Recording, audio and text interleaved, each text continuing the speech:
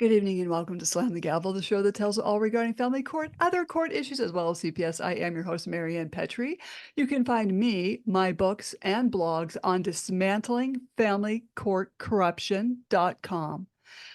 The book Dismantling Family Court Corruption, Why Taking the Kids Was Not Enough, and Cry Out for Justice, Poems of Truth, and Raised by These Wolves, How Family and Federal Courts Are Failing Our Children, as well as Raised by These Wolves Volume 2, Child Trafficking Through Foster Care and Court Systems, which will be coming out July 19th. And please feel free to buy me a coffee to help keep this podcast going, and you can find that in the podcast notes. I've got a brand new guest. I have Lendo Mutambala on. He is from Calgary, Alberta, Canada. And he's been in court from the age of 23 when he had his older son.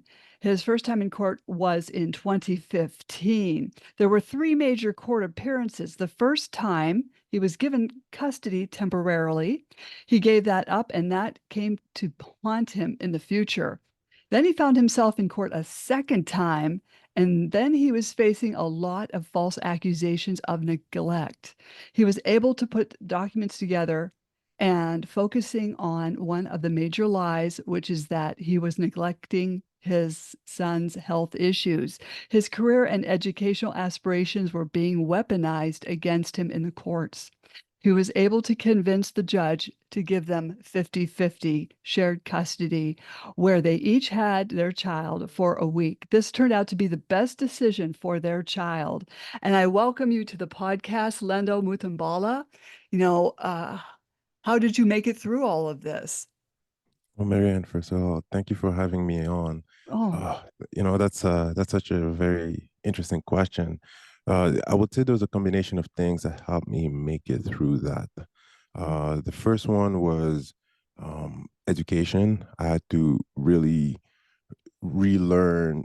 Well, I had to push out a lot of negative things, and I had to learn how to carry myself, how to conduct myself. So any impulsiveness, any um any things that could have been used against me in court, I had to learn how to get rid of that. And that went a lot into just my behavior and everything, mhm. and how I carried myself again. Sorry. The other thing that really helped me was educating myself on parental matters. So things that are important to child upbringing, parental conflict, communication. The most important course that I actually took is no longer offered in our province here, but it was a course called Focus on Communication and Separation.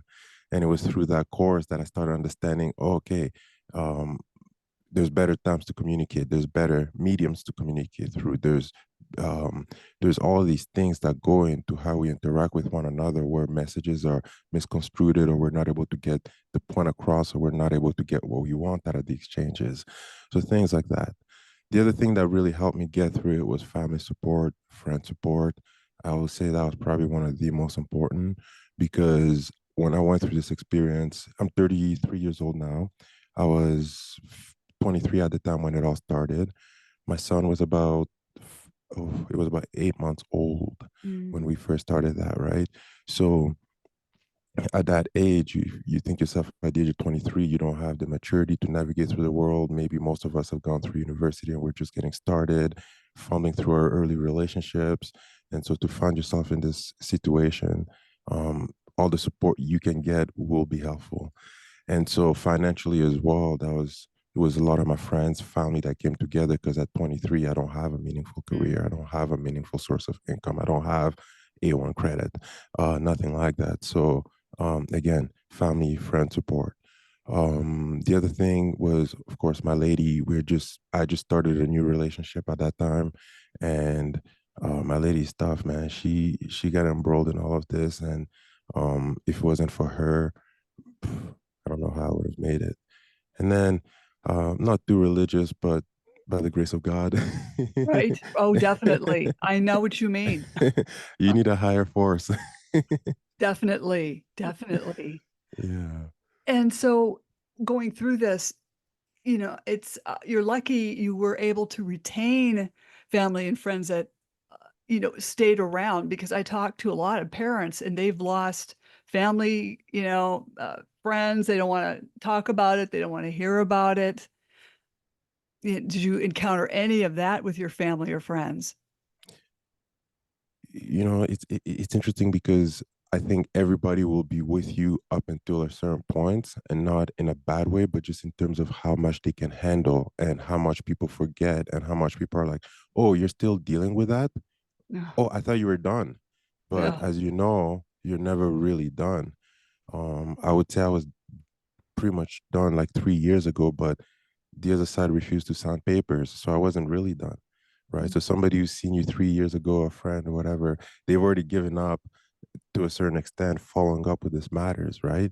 Mm-hmm. And so I did encounter that. And the other side of it too is it's the other part of the family that you end up losing, right? Hmm. Because everybody ends up picking sides. Yes. And so at least anybody who, yeah, everybody picks sides, period. And so you can't communicate with people that you don't have an issue with because they may be a relative or sibling or whatever to your counterpart. And so you definitely are going to lose that side of relationship. I remember one of the first ones that I lost was actually, so it was and that was like the first time we're going through it was very interesting because at first we're dealing with postpartum depression, we're dealing with some degree of substance abuse, and where my mother-in-law was my at the time was ex-mother-in-law, I should say, she was on my side, on our side, helping us deal and work through the things. Well, she went through that to completely flipping the other side and being the person who was leading the charge against me, right? And so you have those kind of situation where I guess I should be foolish to try and rely on my ex's mother, but it was just to say like things start turning and people start picking sides gradually. Um, Yes. Friends will be with you, but they'll forget about what's going on with you. And matter of fact, they'll be like, "Oh my God, you're still dealing with that," and so things like that. Your family will always be on your side, hopefully, and friends as well, right? Mhm. But yeah, yeah, definitely experienced that. Funny you should mention the mother-in-law, being on both your sides, and then finally she chose a side. And too bad she couldn't have just remained neutral through the whole thing. That would require a lot of wisdom and patience, if anything, but I think fear kicked in and irrationality kicks in as well. And so once the fear of, oh my God, I could lose my grandchild through this comes in, now it's no longer a rational debate. It's a where do I side, loyalty, this and that. Uh, we almost becomes that we almost become like animals, cornered animals. And so Right. yeah, I think that's kind of like what happens there. If I can give my thoughts. Yeah, that's a good way to put it. A cornered animal. Absolutely, right? Because I mean, I think about it from the first appearance. We went in there not first time dealing with the court system again. We're young, and all of a sudden they tell us that hey, there's no way in hell any judge is going to agree to 50-50. And Mm. so now it's me against this person, and again, like everything just goes out the window, all the norms, all the respect, all the love, appreciation, and it all just goes out the window. And it's how do I make sure that I don't lose this thing that's integral to me? How come you gave up the custody temporarily? The Full temporary custody. custody. Yeah, and just to be clear on that, it was so I was the first time around I was awarded more than full custody. I can't remember the percentage, but you as a father, you usually don't get that with a newborn. Mhm. Now, what we got cold feet along the way. So we went in there. There was a problem with drinking and depression and whatnot. And as we start getting closer and closer to court, what we had to go through initially was a judge dispute resolution. And with this here, we just sit with a judge. He gives us his thoughts. I think this one here was, I can't remember if this one here was bind. I don't think it might have been binding. I can't remember. But so we sat there in front of the judge, we present our case. The judge gives us his thoughts in terms of how another judge will rule, right? And when we went there and I presented my case to the judge, with everything I gave him, the judge was seriously concerned. But I did not understand the degree to which he was concerned because he sees this all day. He deals with this kind of stuff all day. You Mhm. start showing text messages of, alcohol being consumed in the presence of the child. For him, there's no It's not. It's black and white. It's clear. Now, to me, going through this, I'm invested emotionally. I'm not really thinking from, Mr. Judge's rational standpoint and whatnot. Mhm. And so the judge hears out the case, and what he did was he, and I went in there again, just being like, I just want 50-50. I don't want this to be into a big fight. And even before we went in the room, we had agreed, my ex and I, to, okay, let's just split things 50-50. The drinking, everything is going to stop. We're going to figure out our stuff. But once we got into the court, into that room, started speaking to that judge, the judge hears out everything, looks at the evidence that I put in the affidavits. Um, he says there will be no, like, you'll be lucky to find a judge in this courtroom that will side with you guys 50-50, Mm. or that will allow for a child this young to be divided in between such a schedule. What we want is for a child to have one stable home, preferably with a mother at this young stage here. And now I'm like, okay, okay. So as soon as he said that, it was me against her. Mm. Whatever little bit of civility we have found prior to that was gone. Mhm. And from there on, I laid it even harder. And what the judge did was um, award me custody in a way that I came to understand after. He knew the gravity of the situation. He saw how bad it is. He sees people go and come back with this. And so he gave me that full custody. But now, again, first time father, 23 years old. I have about 80% custody of my child. I need to not figure out work. I need to figure out just my life around this year. Family support kicks in, great. But at the same time, this was detrimental to mother because I saw her going down the spiral even more. And so now I'm thinking to myself, well, like I'm worried about mother. I'm worried about the child not having mother, and that's always been my thing. Like I wanted the mother to be involved. I wanted to be there, and I Mhm. knew that would be the better alternative. So, um, once I got that full custody, it forced people to change, yes, but I just wanted people to change. I didn't want this to be the permanent state of things. I wanted us all to be involved. And so once I was given the conviction that, okay, all the shenanigans are gone. People want to be parents and mother and father and Mhm. be involved. Why am I going to keep these restrictions in place and these conditions? That's my thinking. Mhm. For I had a student lawyer at that time. I couldn't afford a lawyer. So I went to our Oh. university. So I had a student lawyer, and the student lawyer could only advise me so much, right? Mhm. And even she was like, are you sure you want to relinquish full custody in this way? Like, are you sure you don't want to put conditions? And my thinking was, I've gotten away with getting people to change, and I give them a little bit of a shock. So I just want to be out of all the situation here. Mhm. So when I went back there, the temporary order of custody 3 months after, when we revisited things, the judge granted, you know, give me what I want to say granted my wish, but I don't know if that's that's the Yeah, right term. it is. He was like, okay, yeah, we'll stop all this. And what we had at that point was I had the child for 4 days now, and he was with mother for 3 days. Um, and whew, I thought everything was good. I Mhm. thought everything was peaceful, but that's when the mother-in-law kind of came in. She still, I would say, she still harbor a level of she harbored a level of hatred and grief that I could not imagine. And the actual plan from there on was, let's wait until things are peaceful and stable and good, and let water pass down the bridge. And when the opportunity arises, and this is me understanding afterwards, we Mm. will take the child back. And that's exactly what happened. So I think it was maybe a year later, not even, of me having the kid for 4 days, with mother for 3 days. Everything is peaceful. I was trying to become a paramedic. I was hoping to go to university, and just try and change, my life so I can be able to provide for the family. And as soon as I took an opportunity to do that, boom, everything started off again.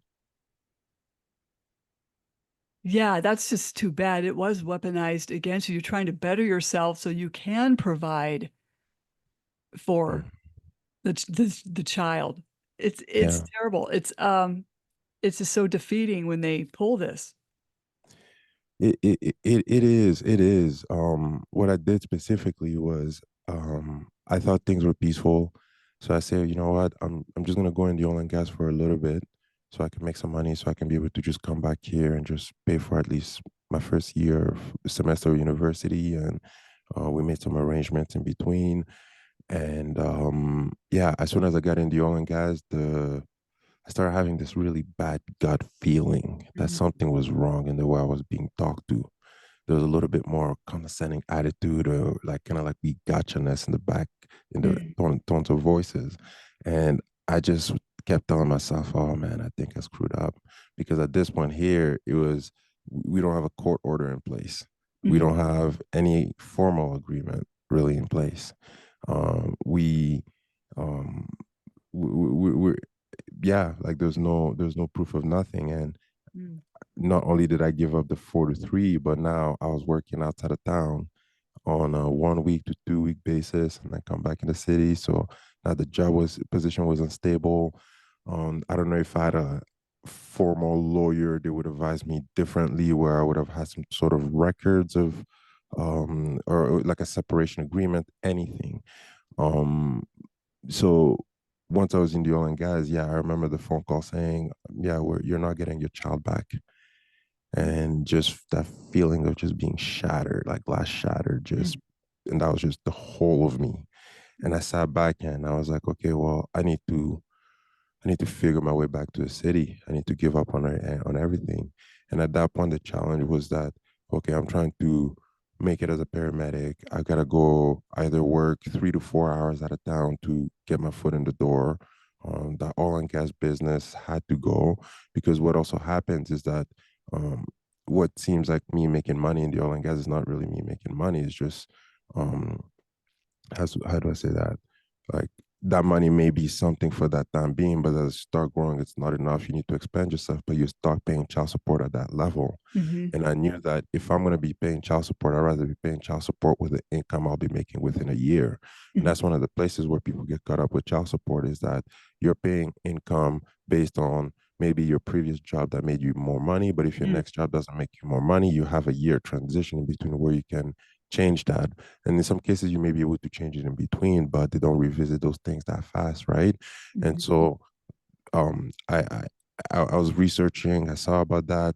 I knew I had to make my way back to the city progressively, so I had to take a job where I took a pay cut, significant pay cut, like significant pay cut. We're talking go work for a volunteer ambulance service, mm, that pays you a per diem that amounts to about $5 per hour, which is not really salary, just so I can be able to get my foot in the door, get a better job that pays down the road, not be so far. I'm still out of town.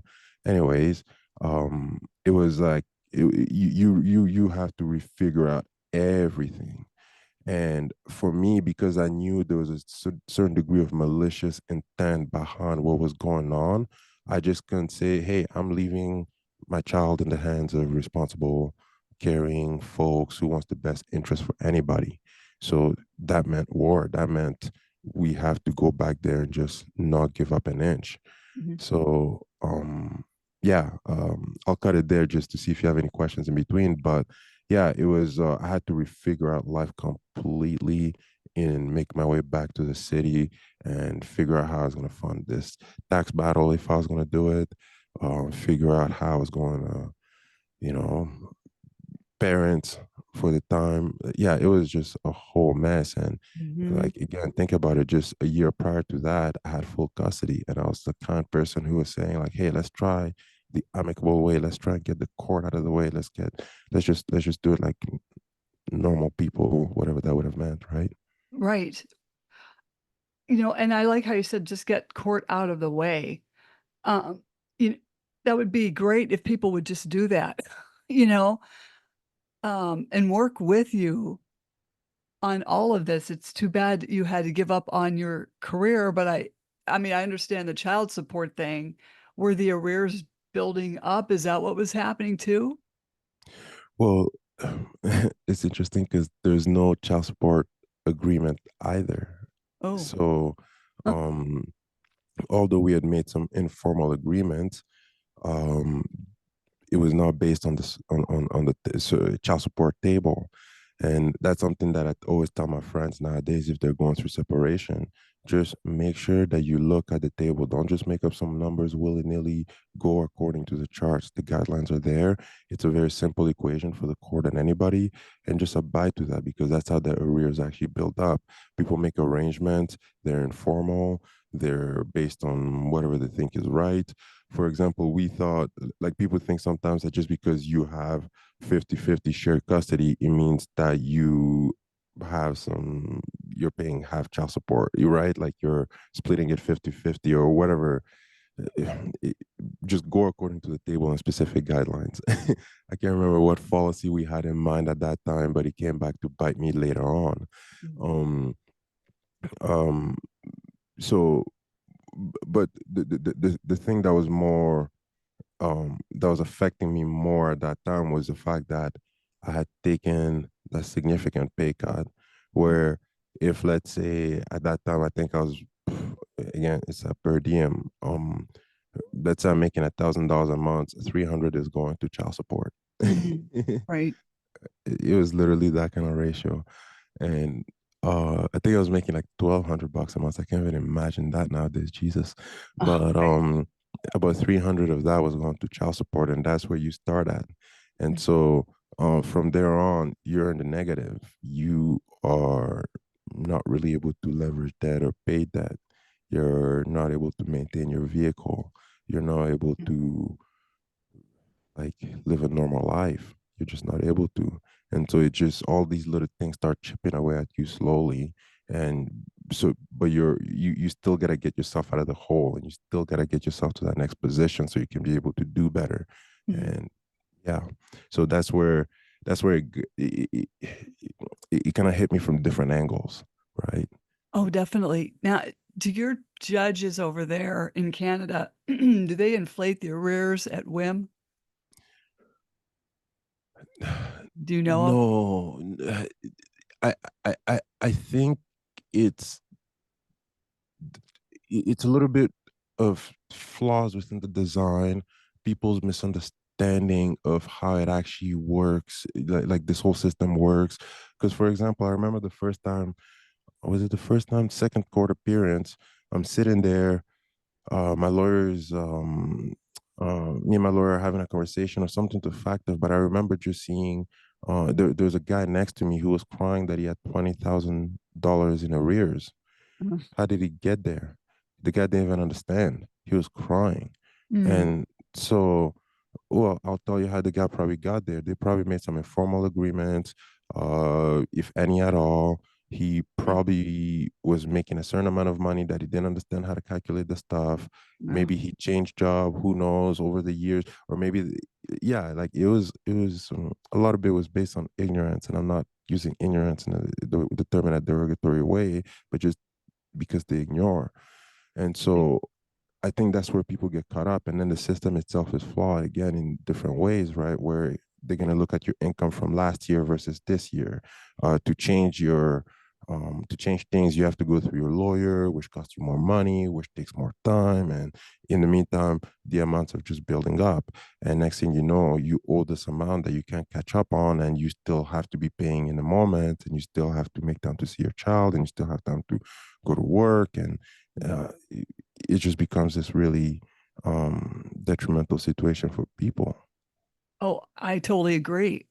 Very easy to fall behind. Our judges here, if they want to increase the arrears by 3,000, they just do it because they don't like you for Hmm. whatever reason. I remember, and I may have told you this when you interviewed me, Yeah. but when I was arguing in Superior Court, there was a gentleman there. He was arguing his child support because he was a car salesman. And you know how that fluctuates? You could have 4 good months and then you could have 2 crappy ones. Then you could have 3 great months and 6 crappy ones. it goes with the economy, but these judges don't care. They still think you're going to make that money. Yeah, and that's where I see with your question where, okay, if they inflate it, how do they do it, right? Like, what are Hmm. the levers they do it through? And I think we're talking about the same thing, but in a way where they'll say like, well, no, sir, you have the ability to generate this much based on what I see here. So why can't you pay that much? Oh, well, because the other lawyer is already accusing you of trying to diminish your income or trying to hide money or try to do this, and you're being vilified in this way that is credible enough to the judge that the judge is going to rule against you in that sense. Now, okay, you can look at that from a few different angles where am I doing things to convince this judge that I'm actually hiding money?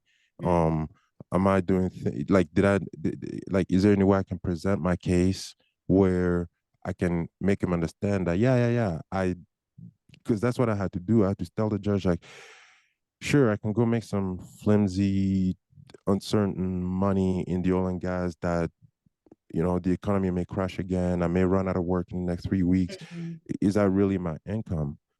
Or is it what I'm making here at this volunteer ambulance station, which is again $132 per 24 hours versus $400 a day in the oil and gas? Yeah, that will convince a judge that I'm trying to hide money, but I'm like, no, no, no. I just understand that that is not safe.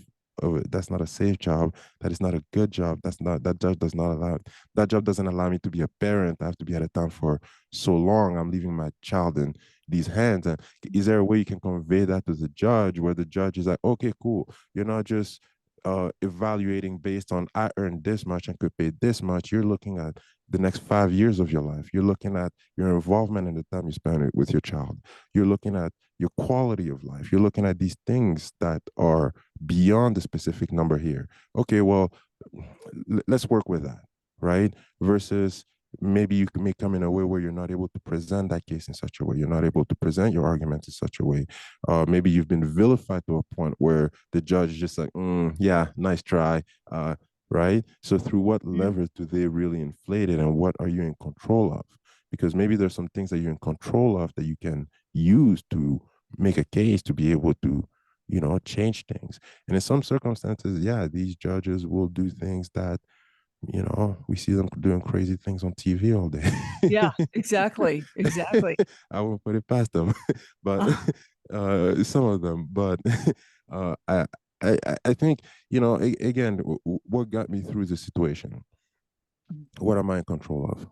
And what is it that I'm not in control of? Okay, well, let's focus on what I'm in control of. Hmm. Let's just focus on that because everything else will drive you insane and won't get you anywhere. Hmm. Right. It's like I was told, just live in the now, just stay in the now, stay in today. Don't look at 2 weeks from now. But, when you've been a nurse, it's like you're always thinking ahead of what this patient that you're taking care of might need Mm-hmm. and what can happen next. And then when you see it playing out, then you're making calls to move a patient to ICU. So that's how a lot of nurses function. We just think ahead, not used to living in the now. Not going to happen. Mm-hmm. It's still not happening. It's a hard one. And we Yeah. paramedics would think in terms of problem solving. And Right. so we're just trying to solve everything, quell every fire, but you're not going to be able to do that. You don't have the time, bandwidth, and not everything is of equal importance. So Hmm. what really matters, right?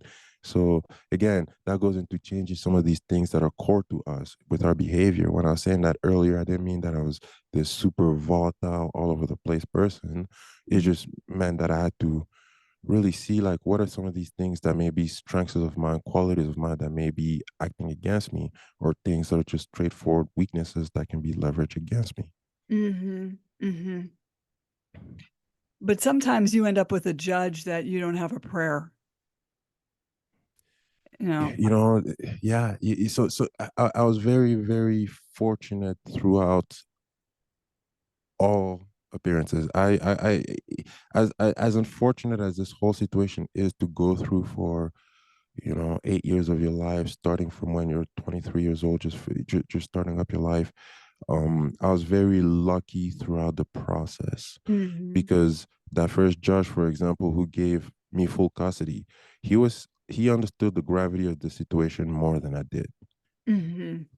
And I think his decision erred more on the right side, despite me seeing the consequences of it being so negative. I don't know if I can put those two things together, but um, I can expand it on it if you need me to. But um, he understood how bad the situation was, and how do we know that? Because a year later, I was right back there, Mm-hmm. Mm-hmm. right? So that person, despite the fact that I completely disagree with their ideas of um, um, refusing shared custody for a child who's not being breastfed, Mm-hmm.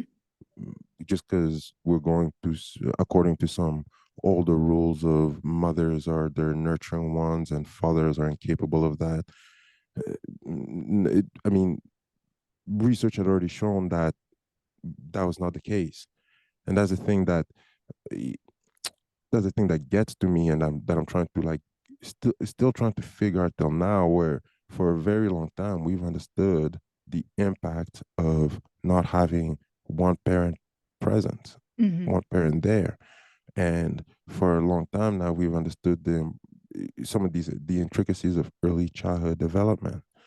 And but it's taking so much time for the court to change its culture and to fully agree with it, that you want to pray to God that you find a judge that is somewhat up to date with the literature, and actually up to date with the literature, up to date with what we're learning out there, because otherwise they're functioning according to old norms. Mm-hmm. And so, um, that first judge to me was fair. He was functioning according to old norms mostly, but the decision that he made was not the wrong one. The second judge, which became the judge that presided pretty much over the whole case, I was very fortunate again because he was trained into this course, what is it called, parenting after separation. So Mm-hmm. he actually, one of the parenting courses that I took, he was one of the judge in there Mm-hmm. that was talking about, and I think I've said this before somewhere, but he was saying, for example, and this was like a big light bulb moment for me. He's like, I just don't understand parents because they start off as just lovey-dovey. Let's spend our lives together, be together. Let's conceive together. Let's bring a child in this world together, Mm-hmm. and they go from that to you're the devil, Yeah. you're Hitler, and You're I'm gonna right. prove it. And you're And if I mentally ill. and you're mentally ill, and if I can't prove it, I'll make it up, Mm-hmm. right? And he's like, I don't understand how they go from this to that, and that's why I understood that that judge in particular was like, yeah, I got to deal with parents, but it's really about the child. And from there on, I also understood that I needed to change my approach to stop attacking the other parent, stop trying to prove every little lie that they have in those core papers. Show them what kind of father you are. Show them what kind of parent you are. Show them what are your aspirations, what is it about parenting that you appreciate, how much you want to be involved. Show them all these other things, because that's what they're really looking for. But if you go in there with a typical, oh, that other parent, I'm gonna show you how evil they are, they're like, huh, stand in line. Like, you're not, Mm-hmm. like, that we don't care about that, right? um yeah. Did you had false allegations on you? Did you Mhm. have lies told on you as well? I For the longest time I thought the other lawyer was racist. Yeah. But he was just he was just doing the typical thing, which was just vilify the other father, and whatever his clients were going to say, he was not going to go against it. He's going to hammer it down. He was going to yell it through the roof. So I was dealing with every little thing from um like menial things. He's School is more important to him than his child. Mm-hmm. His career is more important to him than his child. Um, he makes no effort to keep his house tidy. Matter of fact, let me describe it in the most vile, disgusting way possible. He relies on his family and ditches his child to his family. Now, these things are, it could be like, hey, I want to get better education so I can provide a better life for the kid. I want to get a better job so I can provide a better life for the kid. I'm a single father and I'm a dude. Mhm. Tidiness is not my strong point yet, and I'm busy. Right. um, what else, right? And so you're dealing with like pretty much every aspect of that is a lie that just needs to be retwisted, and it's like, Uh, oh, wait a minute. But do you are you how much time, and that's an actual tactic of these lawyers where um um they're gonna hammer you with so much and they're gonna bombard you with so much that by the time you are done defending this all these little things, you haven't gone to the actual problem yet. So hmm my thing is not so much the judges, my thing is the lawyers. hmm hmm Yeah, I think the lawyers are a huge problem. I think they're more of the problem almost than the judges are if they're Well, not working hand in hand as it is. exactly, right? Exactly. What kind of relationships do they already have, right? But uh the judges only have so much time in a day. They're impatient. They're trying to move on to the next case. But the lawyers are the one who are I don't know how much lawyers try to rein in their clients, right? Some people want that pit bull lawyer, and that guy is just gonna or girl is just gonna throw everything but the kitchen sink at you. And so now you have to start going through, well, again, what is important here and what is whatever. Um, and once you start clearing through that, my approach had to be I went through all the documents and read all the lies. I Mhm. had to make sure I responded to every single one of them, of course, but I had to focus on what I felt like was the biggest lie. Where can I really make my case? And I, it had to be where I had documents.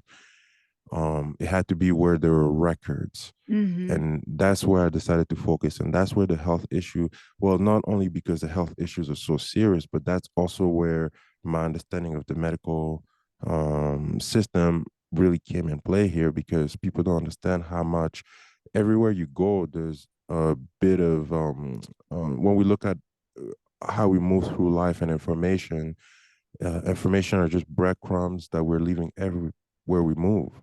Whether there's camera systems, whether there's somebody documenting that you checked in and checked out at this time from daycare, whether it is text message records, whether it's emails, whether it's even voicemail, who cares? Whether it's, and most importantly, every clinic visit generates a patient care report, and you Mhm. can go back to those and it says mother said, father said, nana said, or whoever said, and this is a doctor's impressions and assessment, and every single one of those records was something that I was able to go and retrieve. Now I can take these records and put them against their words, and Mhm. that's where I nailed them to the cross, because now it's like, well, you said that father has been neglecting his child's health, and even at times where I was there at the hospital with this kid who's sick as a dog, Mhm. um, I was not there apparently, Mhm. right? And so now, just from me being able to go and fetch all these medical records and put them against their words, Mhm. I just gotta skim over the other lies now, right? Right. I just gotta be like, well, everything else that they're saying is according to these lines, but I just can't prove it, because how Uh-huh. am I gonna prove to you that my intentions with pursuing education is because I want to use that to like, I mean, it's ridiculous when you're saying it back like this, but Mhm. these are literally things that you have to battle with in the court papers to the judge and just internally to yourself, right? And so, um, my knowledge of medical system and information records really came into play, Mhm. and helped me out a lot. But had I not understood that, whew, I like I would have, that lawyer's tactic of bombarding my case with all this information would have worked, Mhm. because I would have been defending things that are not as important, or things that I wouldn't have been able to prove things in such a way. So Yeah, that's kind of like yeah, that's how I managed the false allegations to a certain degree. Oh, well, you did very well because some of these judges won't even listen to you. No, no, no. And yeah, that brings us back to again focusing on what is important. Like, can you isolate one thing and just nail that to I became like a broken record Uh-huh. where I just kept repeating myself with everything. Like I did not let any single lie go. And I Mm-hmm. just kept going back to the logic of it. The, it was madness. And somebody has to see through it. But Hmm. it's like it has to be conveyed to them. So you have to repeat yourself. Oh, definitely. Yeah, I can understand that. You know, and some parents, they'll do that and then they get slapped with being a vexatious litigant, you know. Mm-hmm. Mm-hmm. But I mean, you have to stand up for yourself. Right. Right. I, you know, in Who fact, else? what you just said, I said in court, and I got yelled at for that when I was on Did the you? witness stand. Yeah. I stand up for myself and I stand up for my patients. That's what I said. And I got yelled at, just so you know. Wow. Yeah. Again, I was very, very lucky because Yeah. I am going through this terrible of a situation, but I had this judge that was just very quiet, very, very quiet.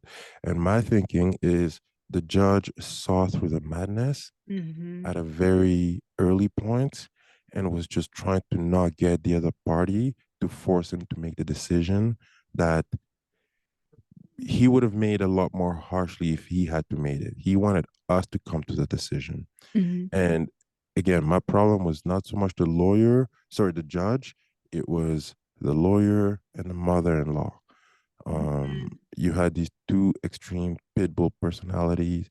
Mother-in-law had been through um, court cases before I was born, and this was not her first rodeo. Oh, And so what I was up against was just I didn't understand until later, right? oh, yeah. But uh when it came to just dealing with the other lawyer, that was the battle because I don't doubt that I could have, you know, it's kind of weird to say this, but always felt and I always felt like I could have worked things out with my ex to Hmm. some capacity. But once you start having other parties involved, their egos and everything else that goes along with that, it's a completely different battle now. Right, right. Because I think these lawyers add fuel to the fire and because they want to keep the case going so you could dump more money into it. Yeah, and again, me being fortunate, my lawyer understood that I was a young guy, and I'm just trying to establish myself, and his thing was trying to not get me to go overboard. And Hmm. so there's the lawyer component, but there's also you, me, us as individuals, what we're trying to get out of the court. And um, when the lawyer understands the reality of things and they're telling you something, maybe you should listen. But lawyer know who they're dealing with, and they know whether this person is going to listen and turn against them, not follow their orders, or is this person is going to listen and we're going to be able to have a smooth case and move on to the next one. It's not Hmm. like they're short of cases. It's not Right. like they're not getting paid. They are getting paid. They Hmm. have more cases, but I think they read the room and they play accordingly. Hmm. Hmm. If you have that rah-rah attitude and they can get money out of you and you're not listening to them, okay, let's do that. I Uh-huh. think that kind of comes into play again to bring it back to things we're in control of, right? Because Hmm. if my lawyer was trying to get me to just be this belligerent uh, person and just extreme person, I should say, I don't think that would have gone anywhere for anybody, Hmm. And so I did have a good lawyer. I did have a lawyer who actually wanted to get the situation settled and get us out of there.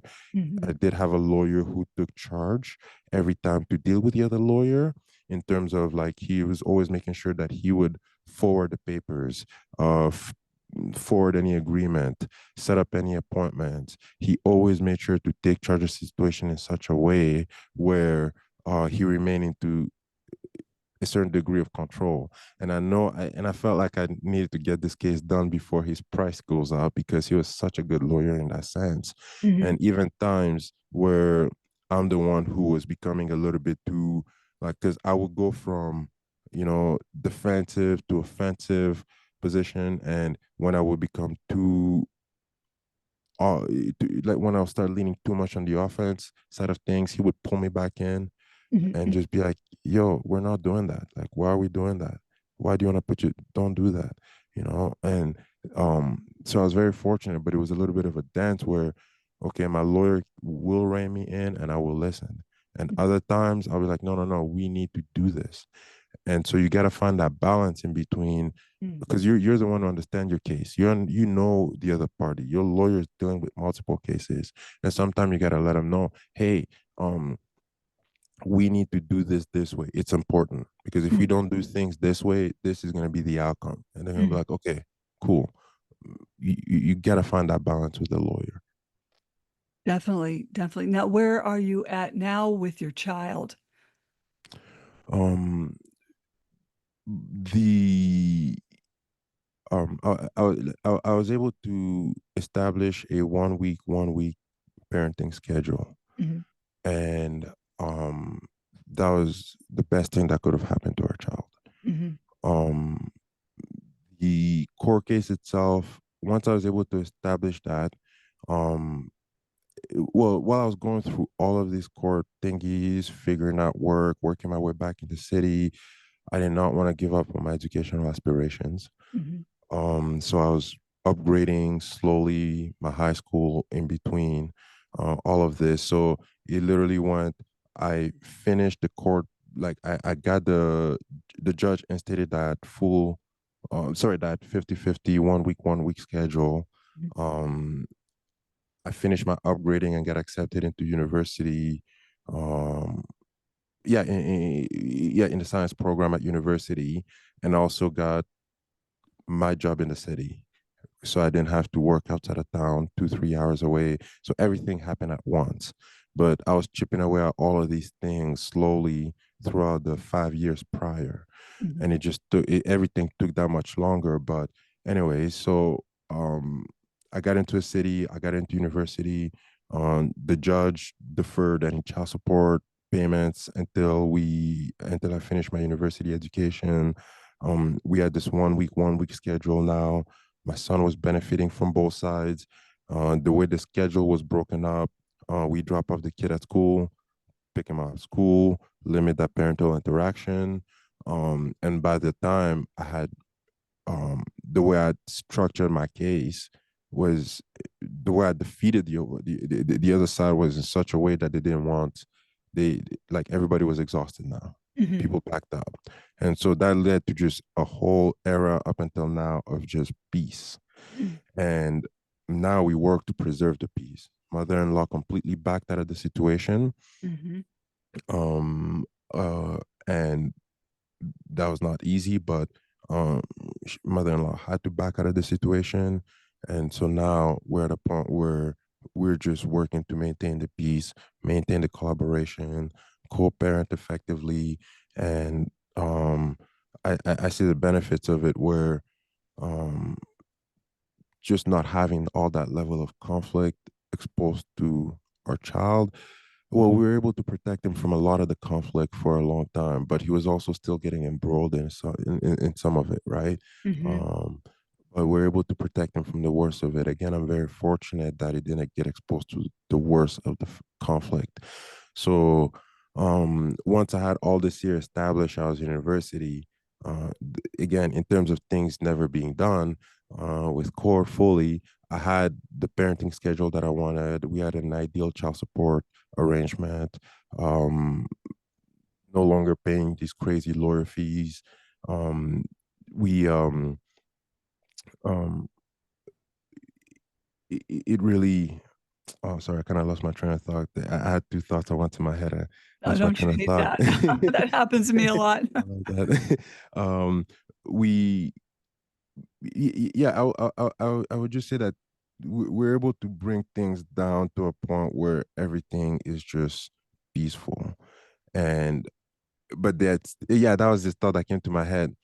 Despite us being able to bring things to that point, the other side still refused to sign the papers, the official papers, for 3 years. Mm, And so the last 3 years of me being in university was, okay, I know like everything has been set on record. Everything has been like, we can't deviate from what was stated on record.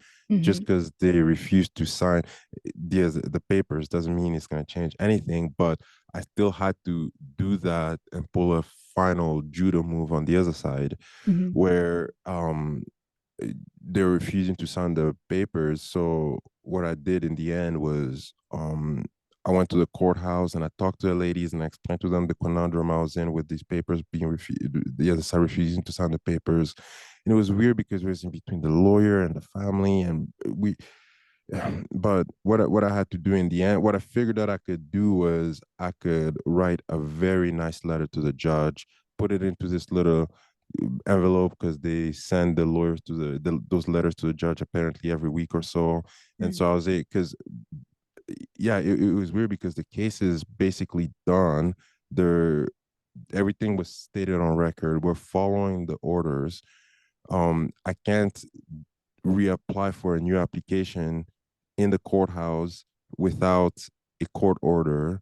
Um, I need the court order, but they won't sign it. I can't force them to sign it. Do I need to file a do I need to file a legal complaint against the other lawyer? Because that could be an avenue, but that'll be exhausting. I can't right. restart everything in court again, of course. So yeah, I found out just going through the court, being inquisitive, being curious, pressing those ladies for questions. Yeah. With questions, they're like, yeah, you can send this letter to the judge. So I went back there, wrote a very Oh, nice letter to the judge, being like, hey, things are at a stalemate. We just need these papers signed. Can we do it without the other party? The judge is like, yes, we can. oh, And so once the other party saw that we're about to sign the court papers without them, they signed them. And that's it. Took basically like, and now my son is 9 years old, mm, and I started when he was 8 months old. mm. And can you imagine that? And but once, Mariana, tell you, once we had those court papers signed, like even the last 3 years prior to that, there's still that weight on my shoulders. Oh, There's still yes. that thought that, oh, I gotta go back there and still deal with the final step. And I'm trying to calm everybody down, like it's just a formality step. It's just more annoying than anything, but we still gotta go. But it was still weighing on me. I just didn't understand how much it was still weighing on me, although because I was nonchalant about it. But Mm. once I got those core papers signed, was the first time I felt that sense of relief. Like, I'm actually done with the situation here. I almost wanted to cry because it was just so um um yeah, like I don't know how to describe it, just that weight off your shoulder and mind just gone. I Oh, feel like yeah. we're done dealing with this and we can move on with our lives. And when I Mm. describe that state of peacefulness, it was even it was really peaceful after. I Yeah. really felt the sentiment, the feeling. It was really, it was just very light. And yeah, it was it took that much time.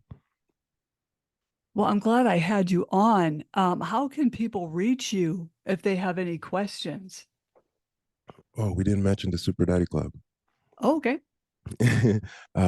Yeah, out of this whole situation came the Super Daddy Club podcast, right? hmm That was my impetus to get on the microphone and start sharing my story. The best way to people for people to keep up with what I'm doing is yeah, take a listen to our podcast, the Super Daddy Club podcast. My idea at the time was I had just gone through this whole situation and I wanted to share my knowledge and what I learned so other people don't have to go through these type of Oh. situations. And so we started this podcast and it became very quickly about everything beyond just um dealing with court itself. Matter of fact, I think we only had 2 episodes dealing with court, but it became about everything else that is involved in parenting and raising hmm children and communicating and interacting with the other parents, and also a lot of like mental health, a heavy mental health component with self improvement.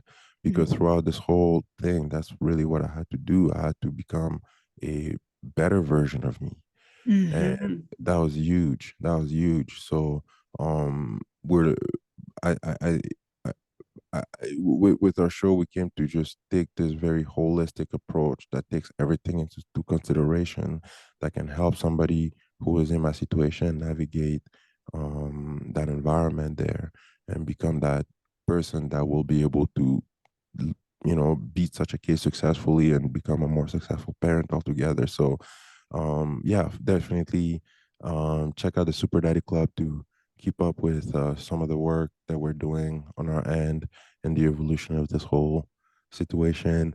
And yeah, that's the best way to uh, keep track of what I'm doing and get a hold of me. Okay, so they can just go to your podcast and you have it in the Yeah, podcast. podcast, everything is at Super Daddy Club for our Instagram. Um, yeah, superdaddyclub.ca. We definitely have all our shows there, but we also have resources, educational resources for parents that we've been putting together from all the guests that come onto our podcast. And there's phenomenal resources there for people. So I'll invite people to check out our website, superdaddyclub.ca, follow us on social media. You can also find me on LinkedIn at Lendo Mutambala. That's Mutambala. Lendo is Lendo. And yeah, Great. I'm so glad I had you on. This was very insightful and I appreciate it. I'd like to have you back on in the future. Don't jump off, okay? Sla absolutely. Absolutely. Definitely. Slam the Gavel's a podcast to help the public understand what really goes on in these courtrooms. I'm your host, Marianne Petrie, and you can find me on Spotify, YouTube, Apple, iTunes, iHeartRadio, Google, and other platforms I don't even know about. Again, feel free to buy me a coffee, and you can find that in the podcast notes. It helps keep the podcast going. And thank you so very, very much, Lendo. Thank you. Absolutely. Thank you for having me. Definitely.